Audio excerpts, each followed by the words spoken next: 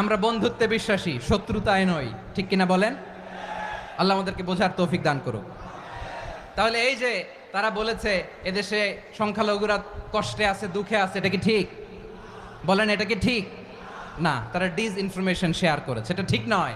আমার প্রতিবেশী বন্ধু রাষ্ট্রকে বলবো, আপনারা এটা করবেন না, এটা করবেন না। আমরা শান্তিতে আছি, আপনারাও শান্তিতে থাকেন, আমাদেরকেও শান্তিতে থাকতে দেন। এই যে চিটাগাংয়ের অ্যাডভোকেট আলিফ হত্যাকাণ্ডে গোটা বাংলাদেশ আমরা ধৈর্যের পরাকাষ্ঠা দেখিয়েছে, চিল্লায় বলেন ঠিক কিনা? আমাদের নেতা আমাদেরকে ডেকেছে, আমরা শান্ত থেকেছি। আমরা শান্ত থাকতে চাই, আমরা ঐক্যবদ্ধ থাকতে চাই। যে কোনো ষড়যন্ত্র রুখে দেওয়ার জন্য ঐক্যবদ্ধ প্রচেষ্টার কোনো বিকল্প নাই। তাই আজকের আলোচনার ছোট্ট একটা টপিক আমি শিরোনাম ঠিক করেছি, আমাদের জীবনে, সমাজ জীবনে, ধর্মীয় জীবনে, রাষ্ট্রীয় জীবনে ঐক্যবদ্ধ থাকার গুরুত্ব। এবার আওয়াজ করে পেকুয়ার ভাইয়েরা বলেন, আমরা ঐক্যবদ্ধ জীবনযাপন করতে চাই কি চাই না?